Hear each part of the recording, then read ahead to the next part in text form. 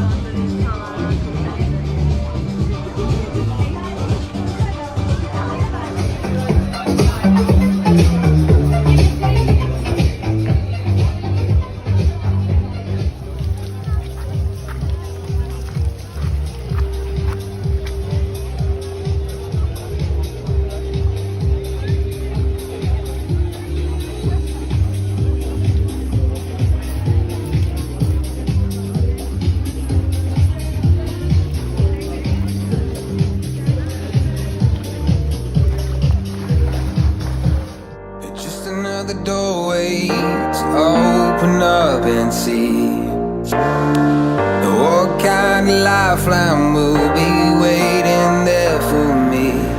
I need to bury all these fears and let them fade away. I'm not scared, I'm prepared to find myself again. I wanna fly over mountains, I wanna reach the end. I'll rise up from the ashes, I wanna burn again. I'll find my way through the bitterness I'm feeling. I won't rest, I won't give up, I'm still healing.